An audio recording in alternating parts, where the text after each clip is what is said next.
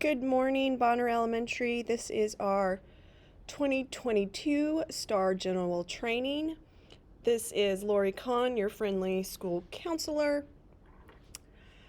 This training is going to go over just our basics for our STAAR, as well as possibly a little bit about TELPAS.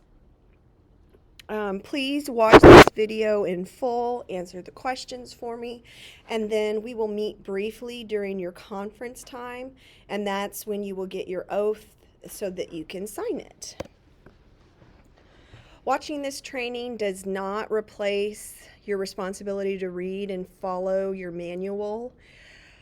That is something that we really do need you to do. It's actually been updated. Several things have been taken out and changed due to our new platform, as well as everything being primarily online. We have got a field STAAR test coming up fairly soon. This is just for 5th grade. So you guys are actually going to get your manuals for that test separate. It's a separate manual. I'll be putting that in your boxes this Friday. Our other manuals that we will get for the May STAAR administration will come fairly soon, and then I will go ahead and get that to y'all as soon as possible. But please, once you get it, go ahead and read it through. Hopefully you'll be able to read that through before we have our small little meeting during your conference time, so that way if you have any questions, you can bring it up at that time. Here are our STAAR dates. This is actually on page 4 in your manual. So I kind of mentioned it before. 5th grade is the lucky grade that got chosen by the state to administer a field test. It's 5th grade and it's reading English language arts only. That will actually be on February 10th. So it's coming up in about 2 weeks. This will be run like a normal STAAR day for 5th grade. We will shut down and have testing down that hallway. They will have a break for lunch and then get back to testing. But like I said, this is only 5th grade reading English language arts. Then in May, we've got our other tests, our actual administrations. On May 10th, we've got math, all grades, 3rd, 4th, and 5th. On May 11th, we have our reading test, all grades, 3rd, 4th, and 5th. On May 12th, we have our science, which is just 5th grade. And then for any students that have a paper STAAR, we will use that Friday the 13th as a makeup day. It's a little different with kiddos that are on the computer. They actually have a window to be able to make up the STAAR test if they miss one, and it goes all the way up until the very last day of school. So they have got extra time, and technically if that student comes back to school before the last day of school, they have got that very first day back, they have got to take any STAAR test that they have missed on the computer. So let's go over just a little bit of general things. Each student is allotted 4 hours to complete the test. You do want to have a clock or a timer in your room so that way you can see it and the students can see it as well. We cannot use our cell phones or an iPhone or a watch, like an Apple Watch or a smartwatch. We can't use those to monitor our time. Your cell phone, it needs to be off and put away, either locked away in a drawer or in your closet. If there's a reason that you need to be contacted, and I know right now with children or family members, that's totally understandable. Just please let us know that you've got a situation where you really need to have somebody to be able to have access to your phone, or so that way you can be able to be gotten a hold of, and we can hold your phone at the front office, or administration can set something up with you so that way you feel comfortable and you know that you're taking care of what you need to take care of for yourself. So the time starts, that 4 hours starts after the test administrator has read all the directions in your script and says you may begin, or you can put on your headphones for those online kids. You need to communicate with your students either by writing it down or telling them. I normally did both, but it's up to you in terms of how much time is left for them to take the test. They have 4 hours, so once an hour has gone down, you write on the board you have 3 hours left, or you communicate that by telling the students. And then once it's under an hour, break it down a little bit smaller. If a student has extended time, we want to get them started on the test just as soon as possible. And normally we say that for all students and the campus as a whole. We just want to get started on the test as soon as possible, so that way we can make sure that those kiddos have that full amount of time. We do want to record our start and stop times on our seating chart. And if we do have a student that comes in late, as long as they've got that 4 hours and then a 30-minute for lunch, in that time left in the day, they have got to test. But we do have to make sure that they've got that solid 4 hours with a 30-minute lunch. If there's not enough time for them to test that day, then they'll do it the next day. But if you look, our time limits are on page 7 through 9 in our test manual, our test administrator manual. So the kids are allowed to have breaks. We do have breaks that will not affect the time, meaning time doesn't stop. So this is stuff like water breaks or restroom breaks.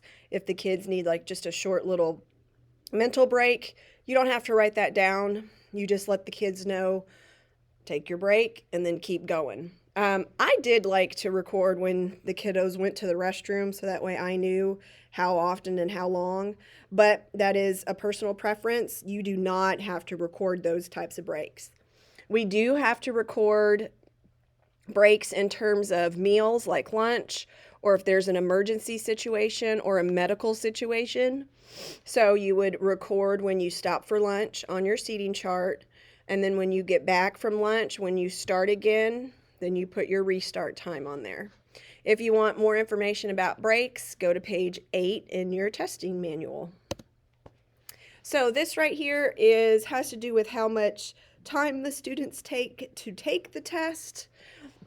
The state has deemed that the test should be taken in 2 hours, or can be taken in 2 hours.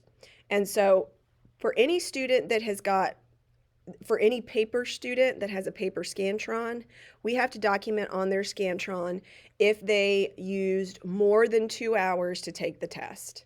So if you look here, there's an example of the Scantron, and we have got multiple subject tests. So column A is for math. If they used more than 2 hours to take their math test, you will document a 0 in column A. If they took more than 2 hours for their reading test, you would do that in column B. And the same goes for column C with the science test. You do not have to record each individual student's total test time. So this has to do with new to Texas students. This is actually something myself and Anna will take care of. Let's talk about designated supports. This is on page 13, and really quickly, designated supports are basically those things that have to be approved and documented by a committee, either your ARD committee, your 504, your LPAC, or TEA. These are things that have to be approved and put into paperwork for that student to be able to be used on the state test. It says designated supports are changes to materials, procedures, or techniques that allow students to access instruction and assessment. Information regarding allowable accommodations for the STAAR program can be found on the Accommodation Resource webpage. So like I said, you guys know the accommodations that can be approved through a 504 committee or a ARD committee. There is also another designated support, that an extra day that a student could have, but this has got to actually be approved by TEA. So it has to start with either an ARD committee saying that's what the student needs, but then it actually also has to be sent off to TEA to get approval. So that one is has an extra step with it. So it says designated supports and communication with students. This is on page 13 of our manual. It says the use of designated supports may affect how students' test sessions are conducted. So some examples might be like extra time, oral. Therefore, the guidelines must be followed. The test administrator must receive additional training when administering a test with accommodations or designated supports. The test administrator will need to read the special instructions considerations section of the application accommodation policy and be trained on specific guidelines attached to an approved accommodation request.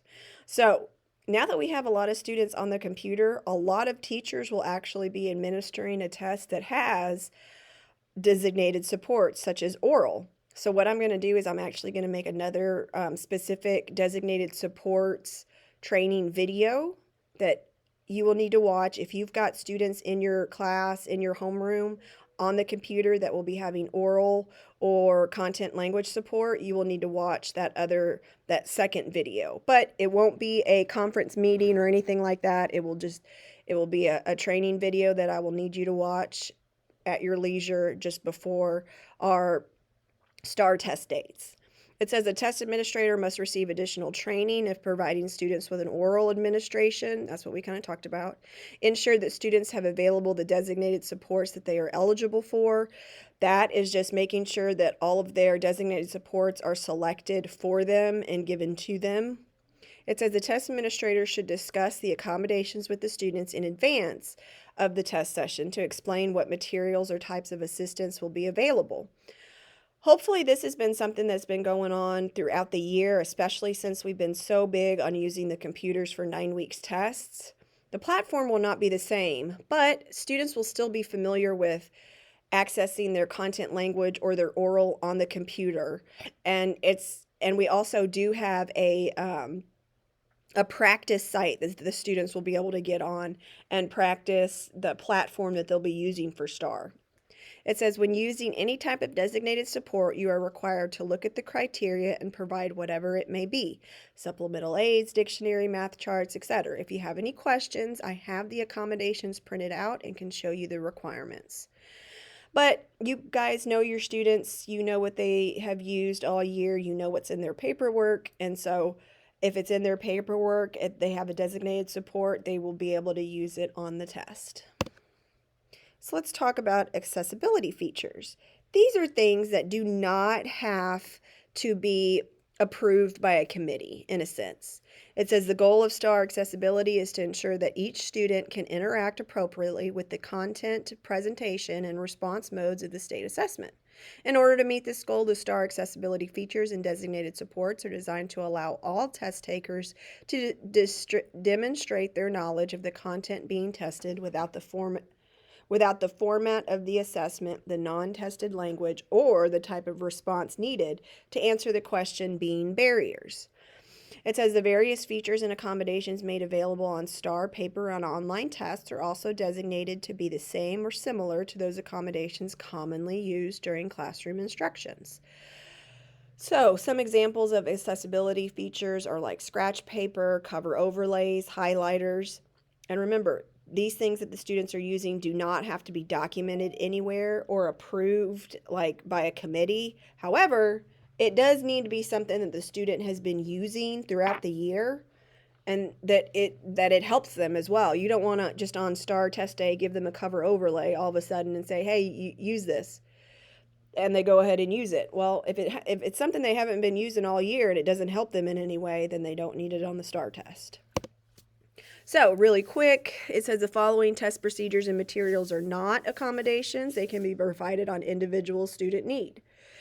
So some examples might be signing or translating the test administration directions, reading aloud or signing the writing prompt, allowing a student to read the test out loud like into a whisper phone, allowing bilingual dictionary, providing reading assistance on the 3rd grade math test, minimizing distractions, small group or individual administrations, reminders to stay on task, scratch paper, cover overlay, blank place markers, highlighters, amplification devices, and projection devices. Ooh, that was hard for me to say. But so basically, these are things that if your kiddo's been using scratch paper all year in reading to help them do the best that they can, then they can use that on the reading STAAR test. They need to. You need to provide that for them. So our dictionary policy, this isn't super, it's changed a little bit. It's a little bit better now since so many students are on the computer. They are going to have immediate access to a dictionary that is embedded in the platform. All the dictionaries will be the same. So that's great. But dictionaries are not necessarily anything that has to be approved or written down anymore. Any and every student may use a dictionary for our reading test, 3 through 8. Writing tests are actually included into our reading tests, as well as with the Spanish reading tests. For any student that has a paper test, if you've got 5 students in there, then they would share 5 paper students in there, then they would share 1 dictionary. So you have to have 1 dictionary for every 5 students. But like I said, many of our kiddos are going to be on the computer, and so they're going to have their own personal access to their own dictionary through the platform. Let's talk about test security. This is on page 16. It says test security supplement adopted into commissioner's rules is designed to help districts implement the requirements for the administration of state assessments and to promote a secure testing program. Test security involves accounting for all secure materials and confidential student information before, during, and after each test administration. Districts must ensure that the only individuals permitted to have access to these materials and information are district personnel who meet the requirements to participate in the Texas Student Assessment Program, have been trained, and have signed the appropriate oath. Districts are required to implement the controls necessary to ensure the proper storage and accurate tracking of secure materials throughout each stage of all test administrations. Documents used to account for materials such as the shipping notice that arrives with the shipments of materials from the contractor and the materials control forms should be completed accurately and carefully maintained in a location that would prevent them from being compromised, i.e., this would be Con's room, my room. My room is where we store all that stuff. If you remember years before, there's this big red lock I have to put on my room door, so that way it is double locked and secure. And once we get all those materials, it's actually several weeks before the test. My room is really kind of on lockdown. It won't be open to people just kind of coming in and out because it has to be a secure location. So, confidentiality requirements. This is on page 17. It says all testing personnel who participate in the statewide testing must undergo training and sign the appropriate security oath. This is something you guys will do when you come by on your conference just really quickly for like our question and answer session. That they understand their obligations concerning the security and confidentiality of the state assessments before handling secure testing materials or administrating assessments. Upon first accessing the secure online administrative features of the Texas Assessment Management System, trained and qualified tested personnel who will be administering. No person may view, reveal, or discuss the contents of a test booklet or online assessment before, during, or after a test administration unless specifically authorized to do so by the procedures outlined in the test administration materials. If circumstances necessitate that a test booklet or online assessment be examined, permission must first be obtained from TEA. No person may duplicate, print, record, write notes about, or capture any portion of a secure assessment instruction without prior approval from TEA. Districts may not duplicate and retain student compositions. Only students may respond to the test questions, perform calculations, and create rough drafts to written responses. Test administrators who have permission to view secure materials in order to provide an approved accommodation must be reminded that they are viewing secure content and that responding to test questions, recording the information they see, scoring the test, or discussing the content of the test at any time is strictly prohibited. As a reminder of this obligation, these individuals are required to sign an additional section of the test administrator oath. So let's talk a little bit about the mistakes or oopsies that might occur, our testing irregularities. This is indicated on page 16. It says incidents resulting in a deviation from documented testing procedures are defined as testing irregularities. Testing irregularities are viewed by TEA as falling into one of the 2 categories. You've got serious or procedural. Let's get into the serious first. So, serious violations of test security or confidentiality, these must be investigated by the district coordinator, who is Mr. Courtney now. They have to be reported to TEA as soon as the district coordinator is aware of it. And it can result in individuals being responsible being referred to the TEA Educator Certification and Standards Division for consideration of disciplinary action. So these are some of the things the penalties that could happen if there is a violation. It says a person who engages in conduct prohibited by the test security supplement and in other test administration materials may be subject to the following. You might have a restriction placed on your issuance or renewal or holding of your Texas teacher certificate, an issuance of an inscribed or non-inscribed reprimand, suspension of your Texas teacher certificate, or revocation or cancellation of your Texas teacher certificate. So let's look a little bit about, well, what is a serious irregularity? So it could be directly or indirectly assisting students with responses to test questions. So stuff like providing or suggesting or indicating a test question response, aiding or assisting an examinee with a response or an answer to a secure test question, identifying incorrect responses for examinees, tampering with student responses, changing or altering an examinee's response or answer to a secure test item. This kind of goes into TELPAS a little bit. So falsifying TELPAS holistic ratings or STAAR alternate to student responses. Viewing secure test content before, during, or after an assessment unless specifically authorized to do so. Discussing or disclosing secure test content or student responses. Scoring students' tests, either formally or informally. Duplicating, recording, or electronically capturing confidential test content unless specifically authorized to do so. Fraudulently exempting or preventing a student from participating in the administration of a required state assessment. Receiving or providing unallowable assistance during the TELPAS calibration activities.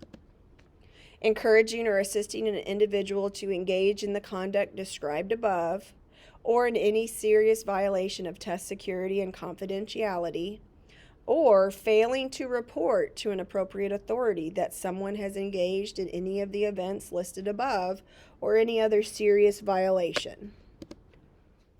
So let's talk about the things that are still, little mistakes, but they're not as serious. These are our procedural irregularities. These reflect minor errors or deviations in testing procedures.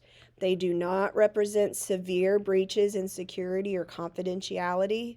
They do not require a call to TEA unless guidance is needed by the district. And they do not require supporting documentation. So, some examples of this, these procedural irregularities are less severe and tend to be kind of more common, and they result in minor deviations in testing procedures. So some examples might be an eligible student wasn't tested, or an ineligible student was tested. Secure materials were not returned, checked in, and accounted for at the end of each testing day. A test administrator, campus coordinator, or district coordinator lost or misplaced completed answer documents, test booklets, or other secure materials. These can be some other monitoring errors. A test administrator did not verify that a student recorded his or her responses and accepted a blank answer document from the student. A test administrator left a room unattended when students or secure materials were present or when secure online tests were open and visible. This is actually something we'll go over just really quick when we meet, but for the online students taking their test, what they'll need to do is if they need a break or you pause for lunch, the student actually, the platform actually has a button for the student to pause the test. So they will pause it, the screen will take away the test and it'll kind of log them out of the system. And then when they come back, they'll have to log back in and then get going. So that way that helps prevent people from walking by. So even when a kid goes to the restroom, they need to pause. It says a test administrator left a room unattended when students or secure materials were present or when secure online tests were open and visible. Secure materials were left unattended or secure online tests were left open and visible during a lunch break, a short break, or restroom break. Testing personnel did not monitor students during a break. We've got hallway monitors for that. A test administrator did not ensure that students worked independently during testing. Students were not prevented from using cell phones or any other electronic device to take pictures, share postings, or send messages. Don't forget about those smartwatches. It says a student was allowed to remove secure materials from the testing area. So a few more procedural errors. A test administrator failed to issue the correct materials or students were provided non-allowable materials. Testing personnel who were not properly trained were allowed to administer tests or handle secure materials. A student was permitted to test beyond the allowed time limit or was not given the full time limit to complete the STAAR assessment. A test administrator failed to use the test administration materials or failed to read aloud the bolded scripted test administration directions verbatim as outlined in the test administration manuals. That's our little script we have to read. Yes, we have to read it verbatim. Just grab your manual and read it word for word just to make sure we are all doing what we're supposed to be doing. A student was provided an unallowable accommodation. So let's talk a little bit about cheating just really quick. So if you feel like a student is actively cheating, the test is going on, please put up your sign that you need a break or you need assistance right away. So that way you can either tell me or an administrator about it right away. We have got to be alerted right away so that way we can get the situation under control and get in contact with Mr. Courtney so that way it can all be documented and recorded. It says student cheating on state assessments requires action by the campus or the district coordinator. If the district determines that a student has been involved in cheating on a state assessment, the district is required to invalidate the student's test by marking the score code O, submit a procedural online incident report if the district determines that a testing irregularity, such as inadequate monitoring, contributed to the cheating. So that's why it's so important for us to be actively monitoring and up walking around, because if the student was able to cheat because the test administrator was not actively walking around in a continual manner, then that's going to contribute to that. It's going to be documented and sent off. It says submit a separate serious online incident report form if the district determines that testing personnel contributed to the cheating. Complete the locally determined disciplinary action form to report any disciplinary action taken against students who participated in the cheating incident. Let's talk a little bit about training. Things have changed a little bit, but you can look for training information on page 25.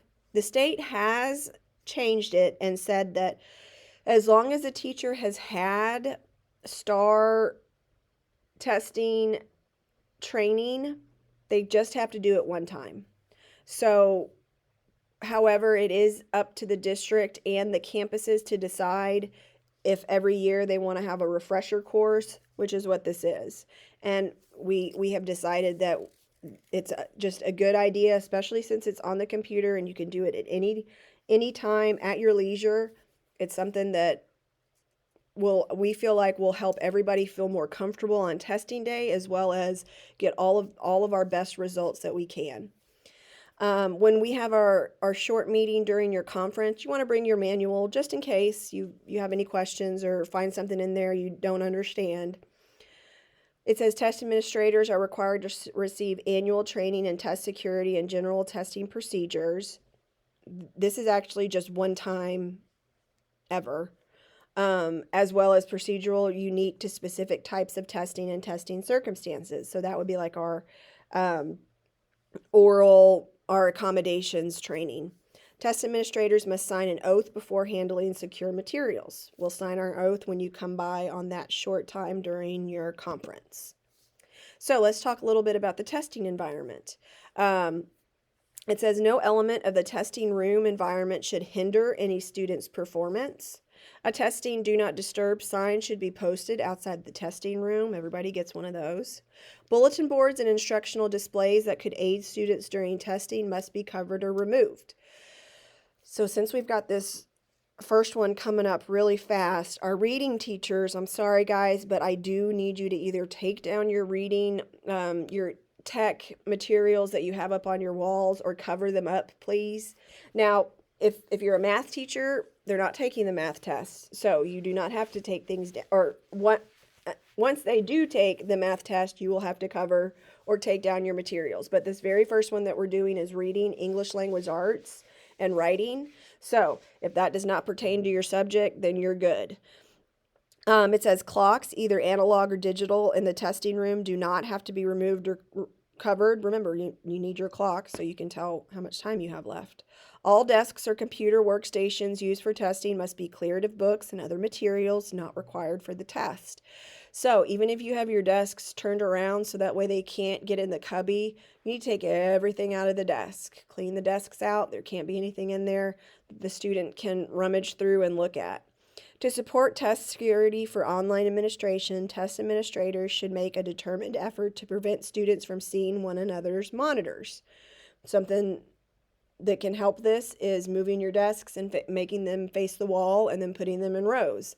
We also have those offices or cheater beaters. Those are great too. I have extras in my room. If you need some, if you would like some, I'm sure that we can find a way to get everybody a set. It says ensure that there is one pair of headphones per student. This is something Miss Colmorgan and Miss Jeffries, Miss Jeffries and Miss Colmorgan is working on, so that way we have a set for each kiddo. And then a seating chart. You do need them in a seating chart. So that was it. Hopefully that wasn't too bad. I kind of feel like I went really fast. I'm sorry if I did. We will get together 5th grade first sometime next week, just really quickly, so you can get your oath and have any questions that you might have. You can run them by me. I will be putting those field test STAAR manual books in your boxes on Friday, so that way you have it. But thank y'all so much for listening to this and participating.